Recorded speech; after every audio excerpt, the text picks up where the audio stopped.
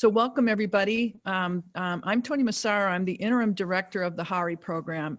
And this is the first in our series of Conversations With. We're really excited to kick it off with this one. And we invite everybody who's participating, if there's someone on campus you would like us to feature, we think of ourselves as a service to the community in an attempt to improve and strengthen communication across units.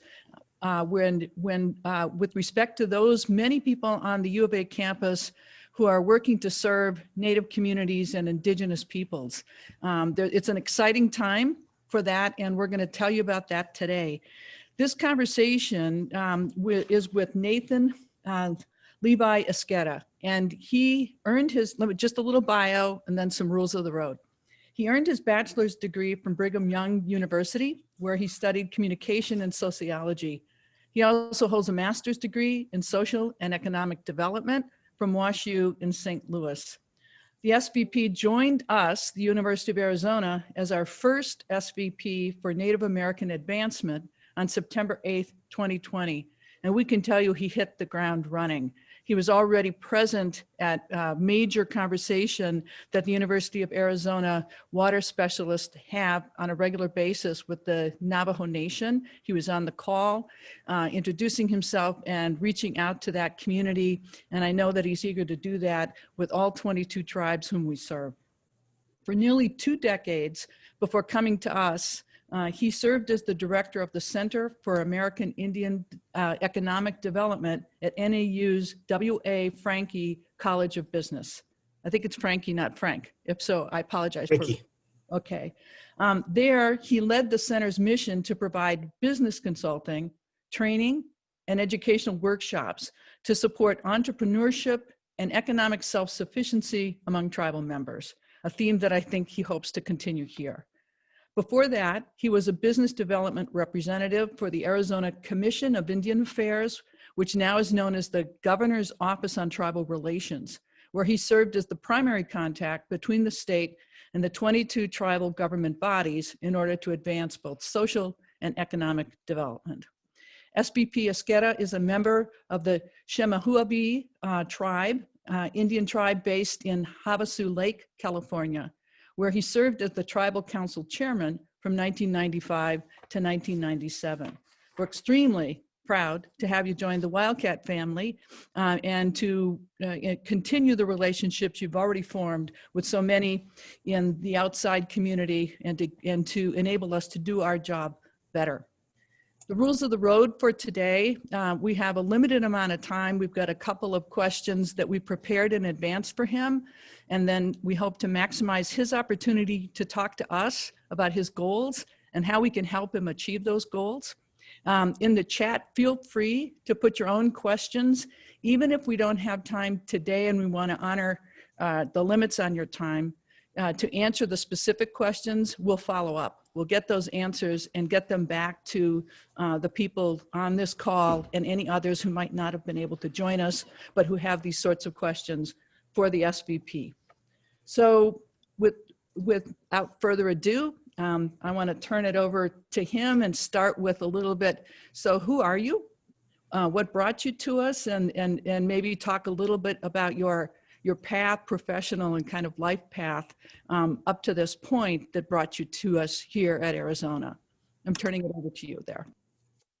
Thank you very much, Toni. I'll get started just a little bit about myself. That was a great introduction. But for those of you who don't know me, I'm actually, I'm from Arizona originally. I grew up on the Colorado Indian Reservation in Parker, Arizona, well, about 10 miles south there. And Parker is home primarily to 4 tribes, the Mojave, Chemehuevis, Navajos, and Hopis. I have a brother and sister who are citizens of Crit, Colorado Indian tribes, and myself and some of my other brothers were actually members of the Chemehuevi tribe, which is right across from Lake Havasu City of Arizona. So growing up, I know I said this in my article, my dad died when I was 4 years old, turning 5. So I have 2 or 3 brief memories of my dad. One thing that my mom really stressed to me growing up, wasn't if I was going to go to college, it was where. And so I've always been a believer that I was going to get some form of higher education.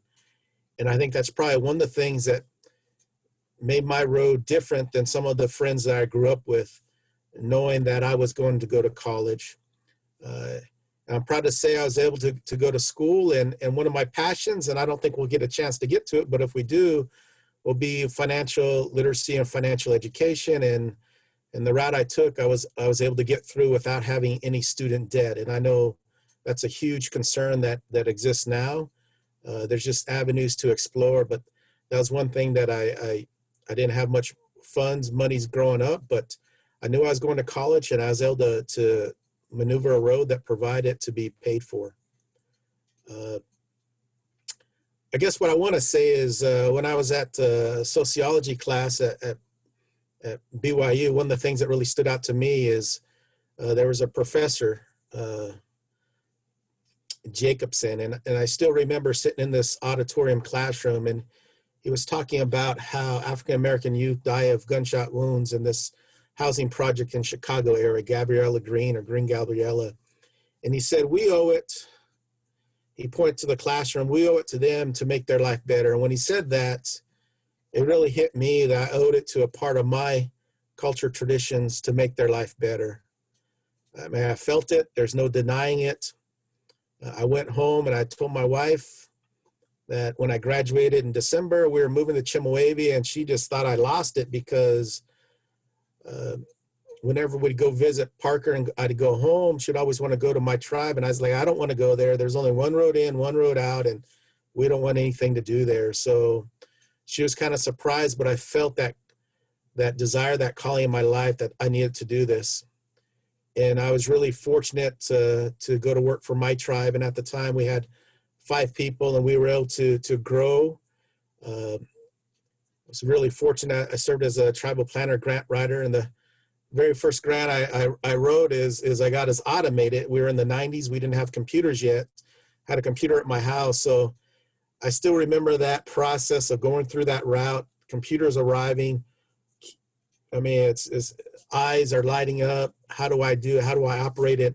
And you look where we are now with technology, and that was just the start of some of the things that we did there. I left there to go to Washington University in St. Louis, and tremendous opportunity that was in front of me. But once I graduated from there, I felt the desire to come home and to work with tribes. And I still go back to that classroom experience that I had so many years ago that leads me and guides me and directs me, because I can't deny the feelings I felt at that time, and I still feel them today. When the job came out here at the University of Arizona, I read it, and I felt like the job description was written for me. I can truly say that, and I felt that. I sat on it for a week or so, 2 weeks, and then I actually put in for it, and the process started, and I was interviewed 6 or 7 times with the interviewing selection team from the president, chief of staff, tribal leaders, the community forum. And then it went quiet for a couple of months. And then I was on my way to visit my daughter, and I got an email saying that they'd like for me to submit a tribal leader, a dean, and a faculty who I've worked with as a reference check. And then it just happened. And I started work the day after Labor Day, or on Labor Day. And I feel like there's still so much that I'm learning and growing, but there's just one of the things that really attracted me here is just the opportunities and the resources that are available at the University of Arizona that, you know, my previous place of employment didn't have. And my goal is to always, you know, what can I do? And in my title, it says Native American Advancement and Tribal Engagement. And I'm a true believer in tribal engagement and advancement. And one of the things I learned throughout the years is my goal is to help specifically Native Americans, tribal communities, tribal nations. My goal is to help them be successful. And I define success not for a student making an A or graduating, but reaching your true potential. Similar with tribal nations. It's for them to be self-determined and reach their true potential, whatever that might be. And it's for them to decide what that is. And that's one of the reasons why I'm here. And that's my goal in life is to help us reach our true potential, whatever that might be. And I know that, I've been involved and I've heard some of the issues, and my goal is to work through those issues and come up with solutions. And I hope that's always leading to the end game, which is, reaching your true potential, whatever that might be. So that's just a little bit about myself. I don't know if we have questions or how you'd like to move forward, Toni, but I'm thrilled to be here. I'm even thrilled to have Sharon the floor with JP. That's great. Everybody's always glad to share the floor with JP. And let me just reflect back, with the Haury, which also includes Nancy Peterson and Aram Pena, whom you can see up on Hollywood Squares. But we're also really proud to have as part of our team, Nikki Tooley.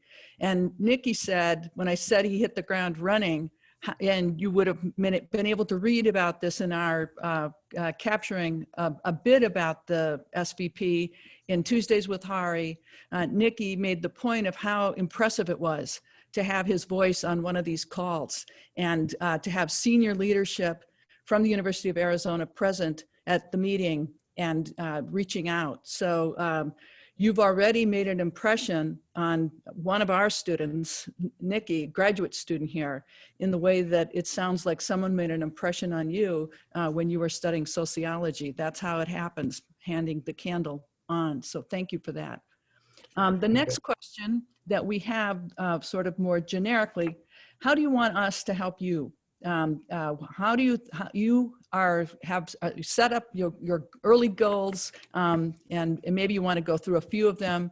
And this is an impressive group of people whom we've come to know as key leaders. What would you like to tell them about how they can best help you achieve your goals, which in turn are defined by the tribal nations we serve? That's a great question. And I probably want to just turn it right around. And for me, it's, what can I do to assist you? Because if you're successful, then we're successful. And in the end, the tribes are successful. And I just want to really hit base, Toni. And I know everyone says they have an open door, but truly, I mean, I'm doing my best to engage where I can, to learn from you, to learn of your opportunities, to your desires, and to say, hey, how can I move that forward, whatever it might be. One of the things that I'm really thrilled with is every Tuesday I have a chance to participate in the senior leadership meetings. And these meetings are about an hour to hour and 20 minutes long. And the first couple were pretty much COVID based. After some discussions, I was able to actually line up. I wanted to start in November, but due to some of the holiday breaks, it's not going to happen. But December 8th, once a month, we're going to have a tribal leader participate in senior leadership. And I'm here to tell you the first one who's going to do it is going to be Chairman Miguel from the Ak-Chin Nation.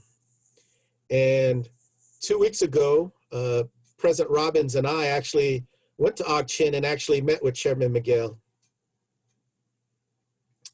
And I'll tell you this, that visit set the bar really high, that I'm hoping that future visits are as good, because we started at 1 o'clock. It's like 3:30. We're pushing 4 o'clock before we left there.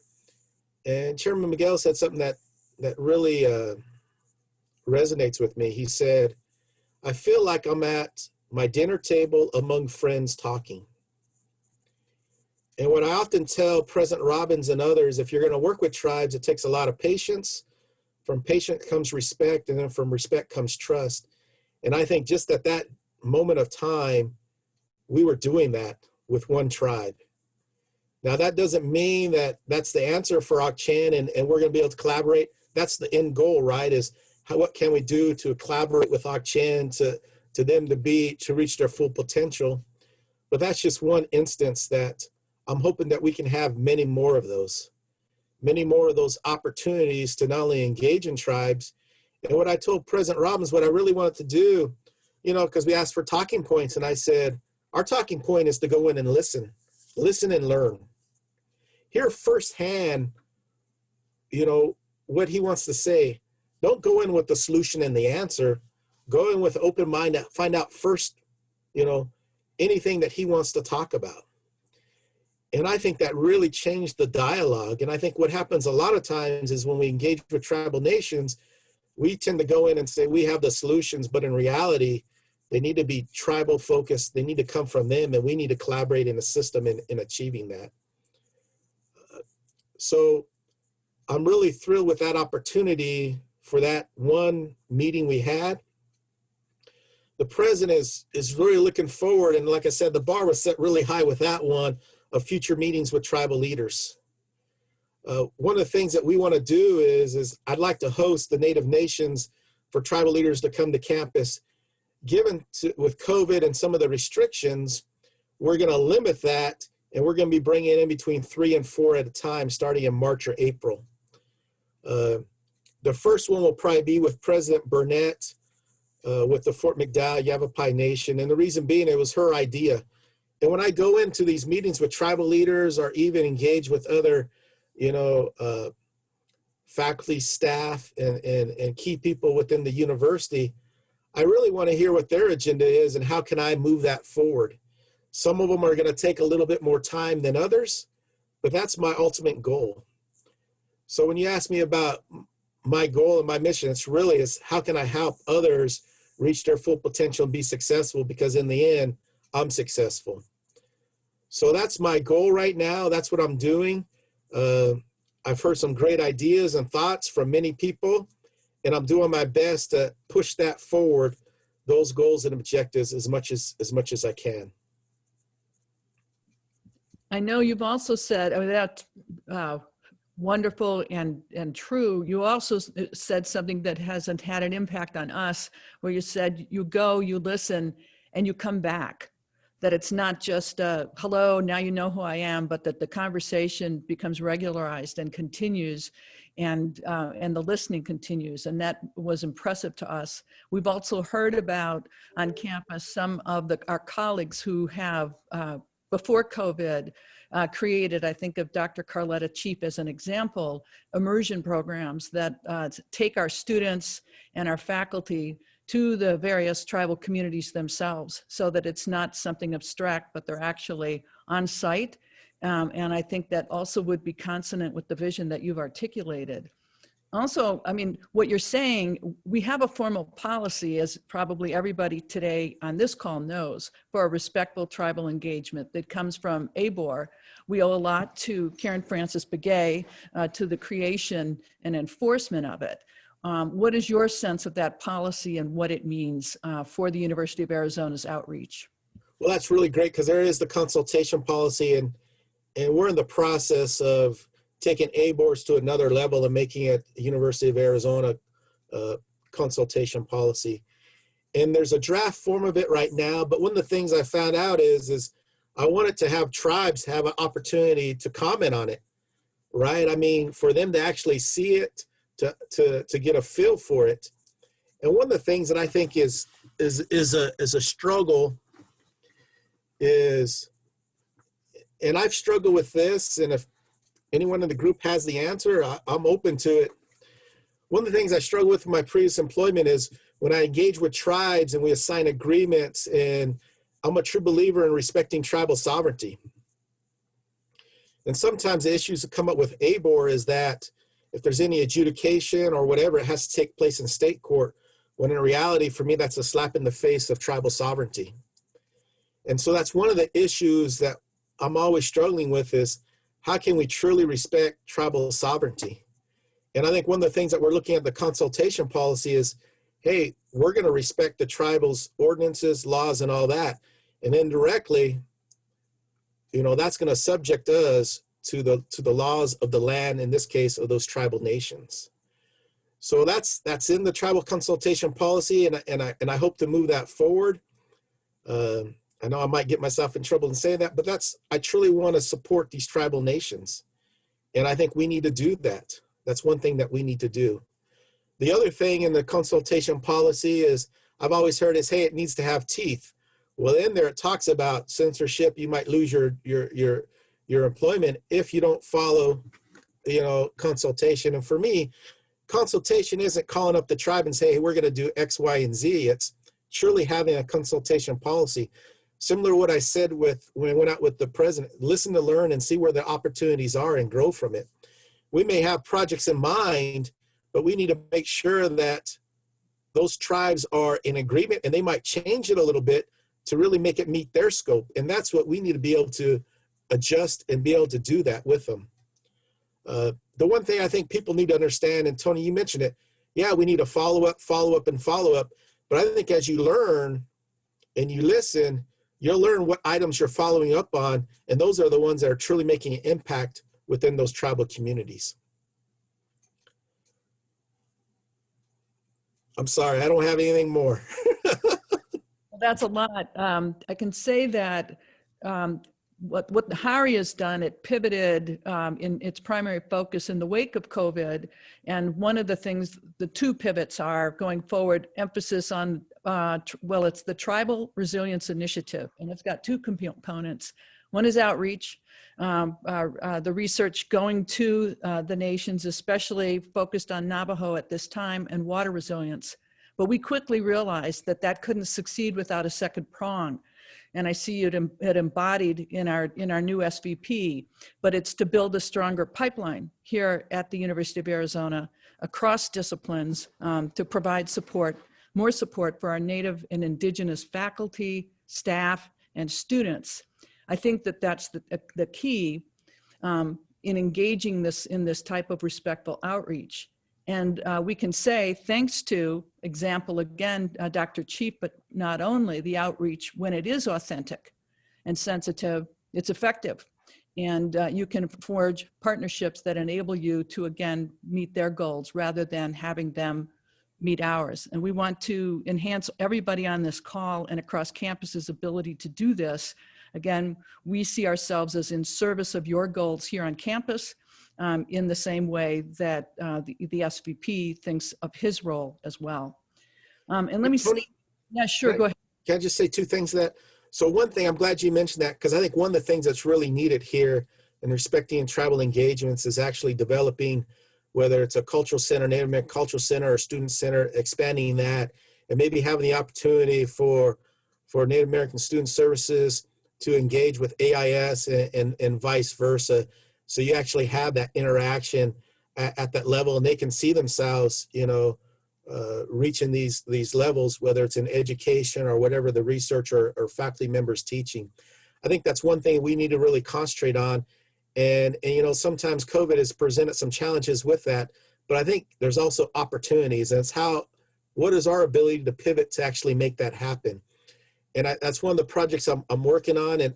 And every now and then I take a step forward, I think, and a step back, but I think that's an opportunity that really needs to be done, because I think our students need that to be successful. But more importantly, I think that needs to be a recruiting tool, because one of the things is we want to recruit Native American faculty, right? We want to grow our Native American faculty. And I think some of that is, well, how do you go about in doing that? It's one thing to say this is a goal. I'm a big believer in saying, hey, how do we implement? How do we make that happen? And there's two or three things that come to mind. One is I already reached out to my counterpart at ASU, and then I reached out to another counterpart at University of Utah. And we're just talking about, hey, I'd like to have a list of your doctoral students and vice versa. So there might be opportunities so we can see who's in the pipeline about recruiting efforts. I think that's one thing we need to do. I think another thing we need to do is within those colleges, how are deans being evaluated in recruiting their Native American faculty? I think if we really want to push that change of people of color, there needs to be some type of evaluation on that. I don't know if that makes sense, but that's one of the things that I'm starting to get into. The other thing too that I really want to do is, I mentioned President Robbins meeting with tribal leaders, but my goal is, I know COVID has presented some challenges, but I want opportunities for students and faculty and staff to engage with their tribal leaders. One of the things I hope to do when some of these restrictions are lifted is, not only do I want to bring a tribal leader in to engage with the president and provost, but to have a luncheon with their students, their faculty, and their staff. I used to do that before my previous place of employment. I remember a tribal leader telling me, Levi, the only reason why I came here is to meet with my students. I didn't come here to meet with you. I didn't go over here to these talking heads. I came here to meet with my students. And I think whatever we can do to allow that to happen, that's how we grow as an institution, especially meeting those demands and those services of our tribal students. Again, I love that we're poised to assist Haury is with what campus chooses for itself to do beyond the obvious, though that matters too. It's not just about scholarships, but creating the environment. We're waiting there's going to be some major listening and discussion and sort of plan development sessions led by Karen Francis Begay. A lot of work was done on this before COVID by a number of people on campus, including Rob Williams and others. There's a blueprint already available that just needs more resources and voice and dedication. So it isn't as though we're writing on a clean slate, but we're looking forward to helping with those objectives. Thank you for that. Toni, can I just add to that? So one of the other things I wanted to talk about is when I've been engaging with tribes, I've been hearing this I've heard this from 4 tribes now. When I hear it from one, okay, when you start hearing it from multiple, you need to listen and say, tribes are talking about growing their own, especially when it comes to the medical field. You know, there's talk of, and I'm sure most of you are aware of 608 contracting, but taking over IHS services and for them providing their own clinics. And when I say grow their own, it's not just doctors and nurses and the practitioners of health, but it's administration. It's all those different components. And I think there's a tremendous unmet need right now that the University of Arizona can be part of the solution of growing your own in those variety of capacities when it comes to healthcare. You know, the request came in, Gila River has their own clinic, right? Their own hospital. Pasquayaki is building their own, that's a request. Tuatha Nation is the same boat, they already have theirs, they're trying to grow their own. Salt River put in that request to ASU. ASU came to me and said, Levi, you're probably the one who can answer this a lot better. And I think when that happens for me, and my mind gets blown because I know there's a lot of resources here at the university, and I've talked to people here and there, but it's trying to get my arms around that about how do you grow your own. So I think that's one of the things that I'm still learning, but there's those opportunities to actually engage with tribes when you listen to their concern and help them grow their own. So I'm eager to learn if anyone has additional ideas on that. I mean, I've been engaged with various groups, and I'll continue to be it, but that's a pressing need right now that I'm seeing of tribes when it comes to the healthcare of growing their own. And it's not just doctors and nurses and PAs, physician assistants. And no, it's the administration side of things. It's all components of healthcare. Healthcare, and also, I mean, it spans. I want you to talk about micro campuses in a sec, but also some of the work we're doing on the Navajo Nation involves getting the story out about these transitional water sites that this terrific group has put in place in the wake of COVID. To get the story out required a video. The videographer whom they've engaged is from there, and therefore going to tell the story in a way that's both culturally authentic and understands the messages and to whom it needs to be conveyed. So it ranges from the scientists and the medical care professionals who, in growing their own, but also strong ethnographers and poets and linguists and artists. And that's therefore the pipeline here needs to be robust, cross-disciplinary. And I think that's exactly right, SVP. I agree with you on that one too. The micro campuses, I don't know that everybody on this call has heard about this growing idea, but it may link to what you're saying about that kind of educational self-sufficiency, if you want to say a word about that. Yeah, before I do that, though, I want to go back to, you talked about stories, poetry, and that. So I grew up hearing coyote stories, right? There was a way that we learn, at least in my family, and my 2 oldest daughters, they're 24 and 26. They grew up hearing these coyote stories over and over and over. And one of them was in school, and the teacher was asking parents to come in and read fairy tales. And my one daughter said, my dad can come in, but he won't read fairy tales. He'll tell us coyote stories. And they're like, what's that? And so I start to go into the school all the time and telling different stories, and people will see me and they say, oh, that's the person who's going to tell the coyotes. And the reason why I'm saying that is I think it's on all of us to share our culture, our traditions with others, to share our knowledge with others. You know, those kids now that, you know, they see me, you know, some of them are in their 20s, and I'll be in a grocery store and someone say, hey, you're the one who told us the coyote story about this or that. And I'm fascinated by that. But I'm glad you brought that up, Toni, because there's so much real education that goes on that's not just at the university. There's so much that goes on within the tribe, their culture, their traditions, that I think whatever we can do to continue that story going forward is so important. You know, and I'm grateful for those opportunities I had to go into the school and tell them those stories and to hear laughs. And now I have a daughter who plays her own music, and she even wrote a coyote story song, you know, and when she first performed it, she talked about growing up and her dad sharing those stories. And, you know, and the third verse is all in Navajo. You know, my wife's half Navajo and half Hopi. She started to learn some of that. And I just think, how cool is that for her to evolve that tradition to what it is now? And so I'm glad you brought that up, because that's real learning. That's finding out who we really are.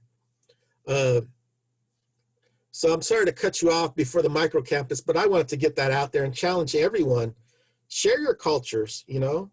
Doesn't matter if you're a Native American or not. Share who you are with others, because I think, you know, that's how you learn to have compassion and understanding of one another, is to really understand, you know, what everyone's been through. And I tell you, everyone's had challenges and struggles, but I think it's understanding from another person where they come from is how you can have true understanding and going forward with overcoming some of the obstacles placed in front of us. Sorry about that, but I just want to throw that out there, because when you mentioned that, my mind went back to some coyote stories, and it got a little too warm. And I know everyone says you're only supposed to share them in the wintertime, but for us, I shared them whenever I could. But that's just me. The micro campus, as many as you know, there's many micro campuses that have the University of Arizona throughout the world. And the concept is could we bring that to the tribal communities here in Arizona? And there's been some discussion with Pascua Yaqui about actually setting up a micro campus. You take that a little bit further. This week I have a meeting with Dene College, my second meeting with them regarding a micro campus. And those models are a little bit different. The Pascua Yaqui one looks like it might just be a University of Arizona, you know. Dene College, what they're really interested in is a micro campus that they could have classes being taught from all three of the public universities here in Arizona. I think in that mind, you know, their students are going to have an opportunity to choose, you know, and some of the universities, I'll say this, they're better equipped at certain subjects and certain matters than others. And I think in that model, that might be a win for those community members. And I think in reality, that's one of the things that I think I want to really push for, in this case, Dene College and Dene students, for that opportunity to really have that opportunity to engage what they find. And hey, we have to bring our A game if we're going to be teaching classes there, right? Because we're competing against the other public universities. So that's where it's currently at right now. The one with Pascua Yaqui, they're in some discussion points. It's kind of, there's some issues that have to be resolved that haven't been yet. The one with Dene College will probably go a little bit differently, just due to the fact that it won't be exclusively the University of Arizona.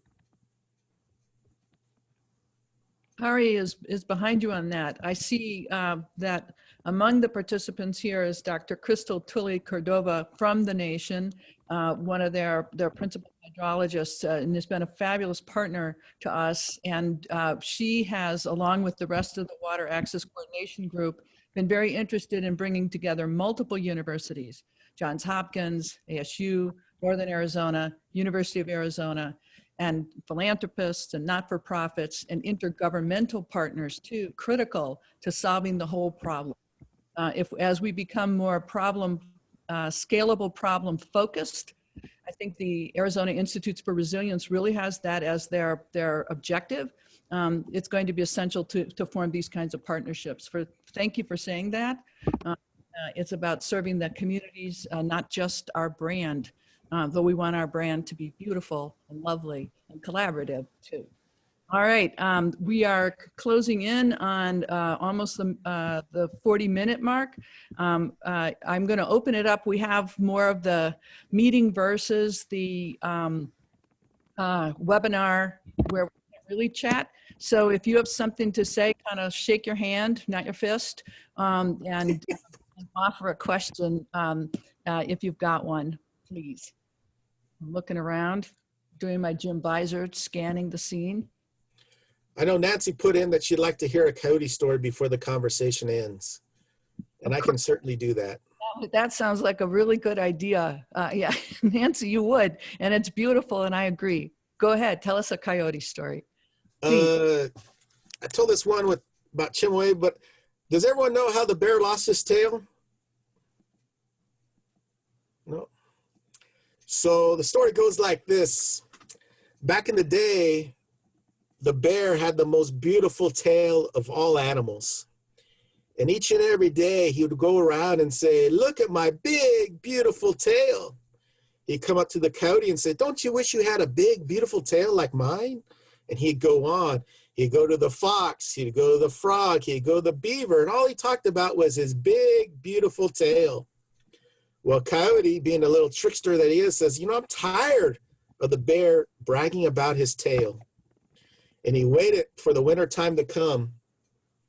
And then he went to a pond, and the water was frozen over, and he dug a little hole, and he put his tail in when he saw the bear coming. And the bear says, "Coyote, look at my big, beautiful tail. Don't you wish you had a big, beautiful tail like this?"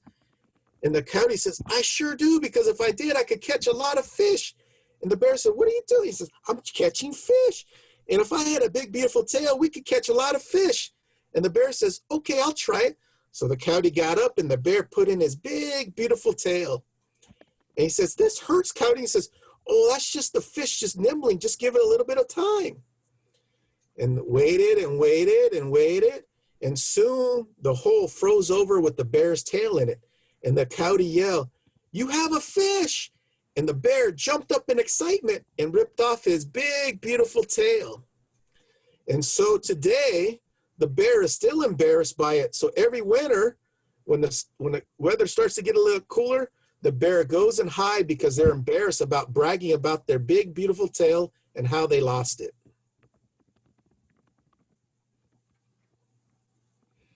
I think Is that okay? I think the dean should tell that story at the first faculty meeting of the year. Just saying, just saying. What else? Let's see what's going on in chat. Uncommon silence. Anybody want to raise their hands? Yes, we have someone, a couple people. All right. Go ahead, Pauline. Thank you, Professor Massaro. My name is Pauline Abeda. I'm a third-year law student at the College of Law, and I'm also a member of the Navajo Nation and the president of the National Native American Law Students Association. I'm also a board member for a community school on the Navajo Nation, wrapping up that term. What I've seen in my experience at the University of Arizona College of Law is that Professor Williams hosts the January and Tucson courses annually in December and right immediately going into January. And I've seen that they're very successful. He has tribal leaders from all over the world who come to participate in these educational courses. And sometimes as a law student, we hope to participate in them if there's space, if there's room, and they're usually full. So I've seen that a lot of times in tribal communities, and this is my experience in talking with friends and relatives who I've encouraged to come back to school, is that there is that fear of, I don't have the funding, and it's very difficult to start off when in the beginning, I don't know how to take that leap.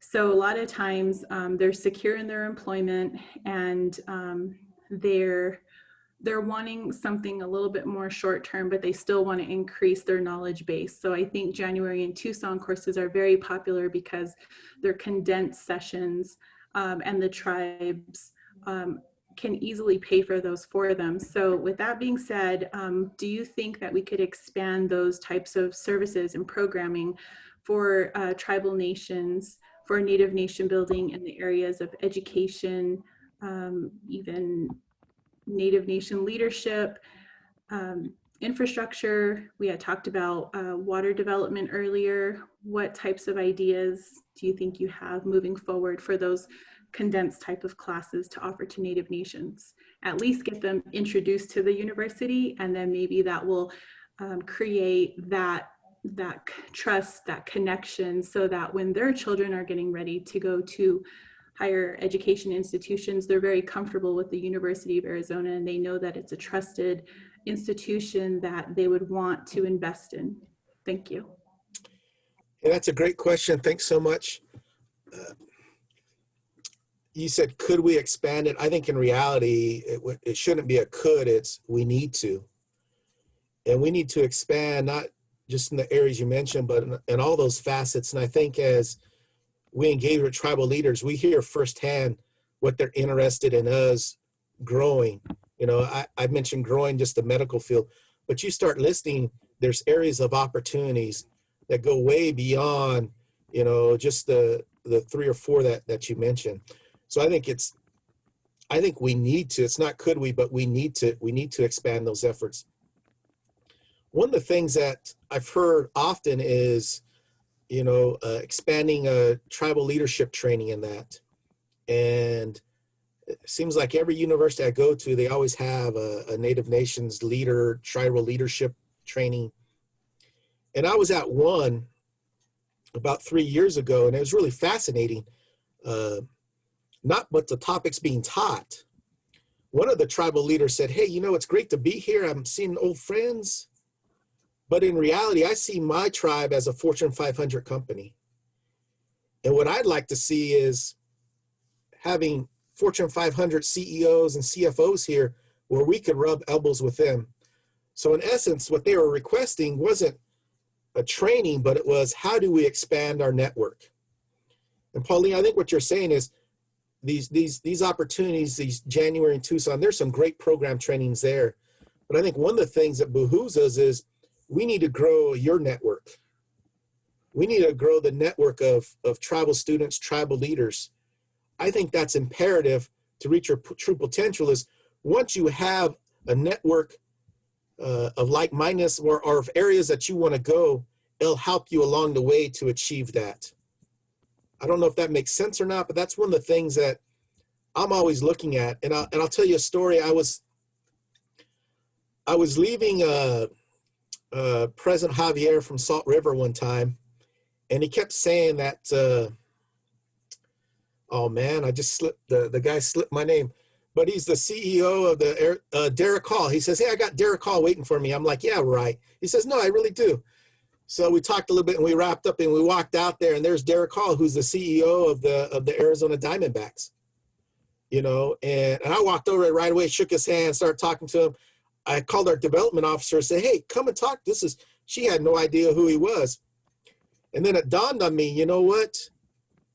That tribe has a network with the Arizona Diamondbacks. And then I talked to President Javier, would you be able to open that contact up to other tribes? And the rationale behind it is, hey, that's a brand in Arizona. That's Arizona, right? Maybe not all of us like baseball or the Diamondbacks, but wouldn't it be great for every tribal community to have an Arizona Diamondback a baseball park within their community? And I think those are some of the things that we need to do, is to expand your network. And I think this January in Tucson does that. Other training opportunities do that. And that's why I'm curious, Pauline, and what you just said is there areas of interest for you? Because that's where I think faculty and staff and deans and we need to assist you in opening up, broadening your Rolodex of network. I hope that answered your question, but that's something that I'm really passionate about, is what can I do to expand your network?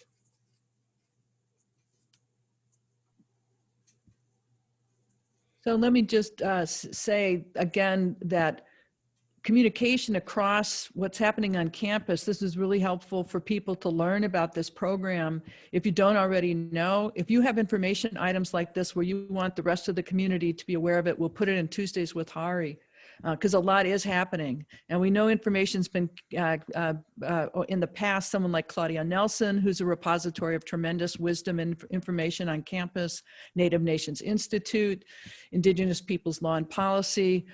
We can coordinate and collaborate more if we know what each other's doing. And we want to help you with that. That's another service. In that regard, let me, go ahead, sir, go ahead. Well, I'm sorry, Tony. And then with that, one of the things that Haury has done is they assisted in, we're actually setting up a website within my office. And one of the things is I want to have a calendar of events, right? But I really want to take it to, you know, I think the goal of that website isn't just for a student, but it's for anyone, irregardless of where you're at within your tribal community, whether you're, you know, in grade school, to a grandparent, to a parent, to anyone who's interested in learning. It might be the first stop you go to, and it'll direct you to other opportunities within the University of Arizona. So I want to thank you for that contribution. And the website, we're about 75% of the way there, and I'm hoping that we can roll it out soon. We're happy to help with that, as you know. A point of information too is that we're talking about building the community on campus. We're talking about the importance of outreach being authentic, engaged, and guided by the tribal communities rather than by us. We also have an international component to this, and you'll be hearing more in very soon about a very special visit here, the United Nations Special Rapporteur of Indigenous Peoples' Rights. It's just going to be an exciting time for the university to expand its ability to serve communities, not just our region, but beyond. But that's going to involve synergies, especially in the economic situation we find ourselves in. It's, I think, going to compel us to combine resources in a way that's healthy in some respects. And that's one good thing. Yes, sir, go ahead. So Tony, and maybe I should share this, but I'm going to anyway. I like what you just said about sharing with tribes. So before COVID, I was meeting with Chairman Rambler, and it happened to be his birthday.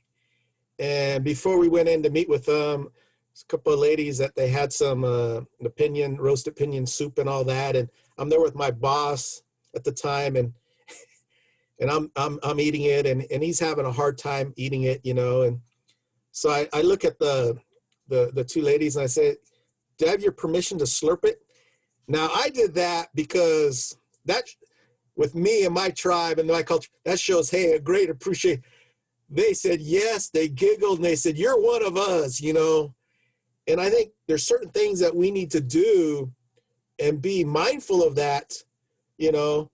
Now, did my boss do that? No, it was the farthest thing from his mind. But with mine, hey, it was a natural thing to do. And, you know, they were sharing with us something that was really important to them, right? It's part of their culture. One of the things we're doing now, when we went and met with Chairman Miguel, and when we had a couple of chairmen on campus last week, is we prepare a gift basket, but it's a fruit basket from the U of A gardens. And the reason why, I was talking to President Robbins about this, the reason why I want to do that is, you know, back in the old days, that's how it was. You showed up at someone's house, you brought food, you know, to share. And I mean, that might be going back a little bit of old school, and it's not anything super elaborate, but you know, it's going back to be mindful of the traditions that were here. So that's our goal, is when we show up, we take a part of our community with us to share with that tribe. And when tribes come here, we do the same thing. And that's my goal of doing that, is just to be mindful of the tribal nations and how we engage and interact with them. Thank you. And that's, again, the importance of having our colleagues tell us what the best way to do that is, what the right signals are, and what what gifts would be most welcome. I'm going to draw all of your attention to the chat.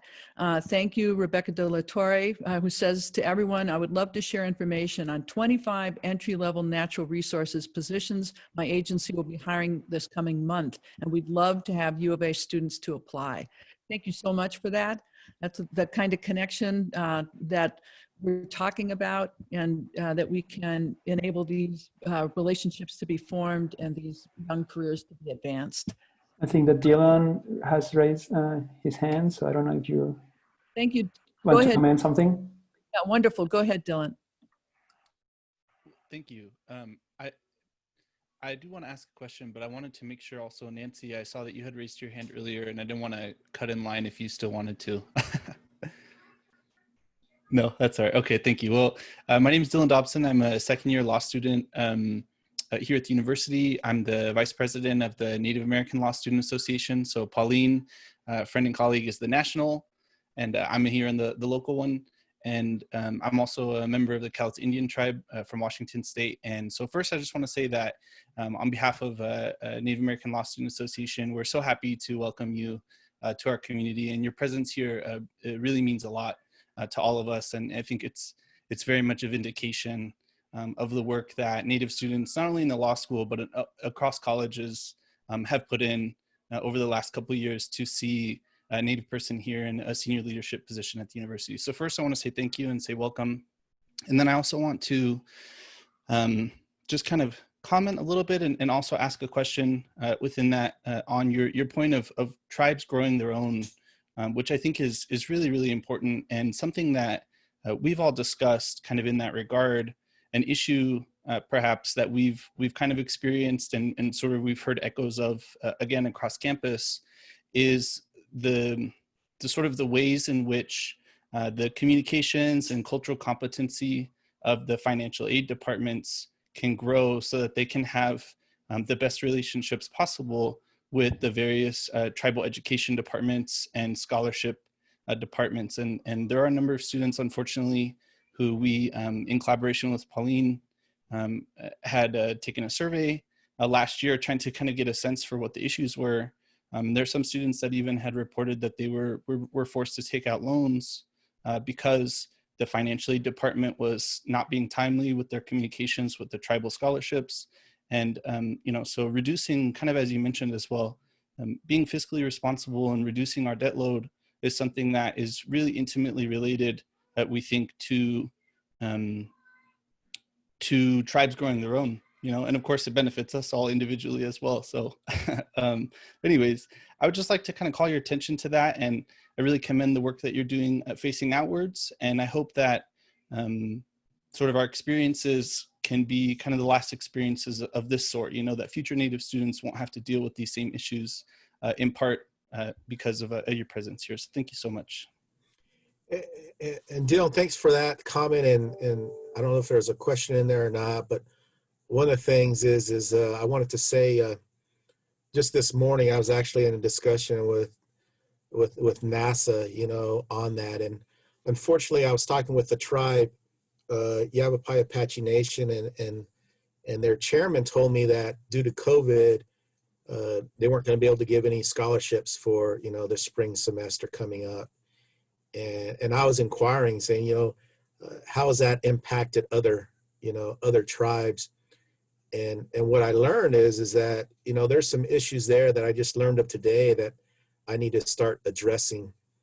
One of them is the university, I think, went to a pass-fail last year at this time, and that might have impacted how tribal scholarships are awarded to tribal members is based upon grades as opposed to a pass-fail. And I think sometimes, we as an institution, we make decisions and we don't really see everything that it impacts. And if you have a tribal student, right, you have the FAFSA or that, then there's the university decisions, there's your tribal decisions. And one of the things that we're talking about doing based upon this morning is I'm talking about coming together with the missions and some people in the financial aid office to really walk through this so we don't have these issues come forward. But you're right, Dylan. I think the goal is in the future is we want to make this each and every day a better place so some of the struggles that you're going through, the next generation won't have. You know, I think that's the mindset that I want to have. Now, will I be able to figure it all out? I don't know, but I'm gonna get up and I'm gonna swing for the fences on it. I mean, that's just how I have to be, because I even view my time here. This is a great opportunity for me, but I also view this is a finite time that I have in my life for this opportunity. It's not going to be here forever. You don't rest on your laurels. You just always move forward about what I can do to make that impact. So Dylan, even though you brought up that concern, I don't know if there's a question in there. I had a lot of that discussion today, and I'm actually making progress on it. Well, we are at the end of the hour. I really encourage all of you with additional questions to just email them to us at Haury. You can send them, go ahead and send them to me, Massaro, at law.arizona.edu. And we will get them to SVP Esquerra. We hope there's a coyote story about you walking on water. It sounds like if it freezes over. But remember, we won't make the perfect the enemy of the good, even as we aim at the perfect. Thank you, everyone, for making time. Thank you for being part of this community. We can do better, and we're going to do better. Thanks for your question, Dylan, and reminding us how that can happen in a concrete way. Take care of yourselves, mask up, and really thank you for your time. And let's give a hand to our new SVP.